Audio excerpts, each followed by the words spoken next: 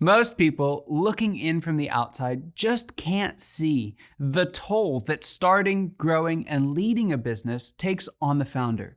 Everything pulls on the founder, from sacrifice of time, energy, and money and sleep in those early days to the complexity and scale of leading a larger enterprise and making decisions with so much on the line. It's not easy. In fact, without a break, it's exhausting. When you add to that the element of time, it's easy to see how boredom and even burnout can set in. As the founder, you've been with the business since before it started. The vision may be brand new to most of your recent hires, but you've had to work at keeping it fresh for a decade or maybe even more. It's easy for that vision that once was all you needed to get up at 5 a.m. to start the day to now feel more like an albatross around your neck. So what do you do? If you've lost your passion over the years, should you sell? Should you step back, or should you stay? Well, first, let's talk about selling. For many, this is their first option. The challenge with selling is that founders generally find themselves unprepared to sell. First, the company is still highly dependent on you as the founder because you've not built the business systems that are necessary to succeed at scale, especially without you. A knowledgeable buyer is going to recognize this, and they're either going to lower their offer or maybe even walk away. Second, and maybe even more critical, is the founder isn't prepared for their next adventure. It can be really, really tough to start over later in life. And if you can't get a high enough price to retire and live the life you want, you need to have a very clear picture of what you're going to do next. For now, though, let's talk about stepping back or stepping out of the CEO role. If you can't get the right price for the company, you may consider stepping back and letting someone else run the day-to-day. The challenge here is twofold. First, you'll need to give far more control for this to work than you probably think is required right now. I promise it's true. Because if you don't, a great CEO or president or whatever you call them, they're not going to hang around for long. They'll either move on or worse, they're going to become a competitor.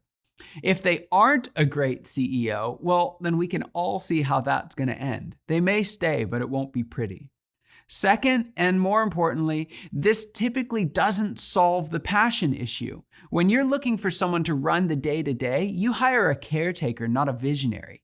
At best, all they can do is manage what you've already built, and that generally leads to a long, slow slide into irrelevancy. For the business to continue to grow, you need someone in the company with the same degree of passion and vision for the business that you once had. Finally, let's talk about what would happen if you stayed. Now, to stay in the business often feels like a last resort for a founder, but it may very well be your best option for two reasons. First, you can get serious about exit planning and stay long enough to sell the business at a premium. If so, you'll find a new passion, if not just for the transaction, and that new spark could be just what you need to pull through. Second, you can take a step back and rekindle your passion. I'd be willing to bet that while the business has likely far exceeded your earliest expectations, if you're honest, you can trace much of the loss in passion back to unmet expectations. I believe that this is an incredibly valuable asset. It's the distinct advantage that founders hold over professional managers. If this is the situation that you find yourself in, then use it to cast a new vision for the next 10 years. You have way more resources and way more momentum than you did 10 years ago. Imagine what you can achieve if you rekindle that vision today. So the question of whether to sell, to step back, or to stay, it ultimately comes down to whether you can rekindle a vision that ignites your passion. If so, your best bet is to stay, and your best years are on their way. If not, handing off the day-to-day is okay, but know that it will likely result in a managed decline. the better bet is likely to sell. And if that's the case, the only real issue is to work out the timing.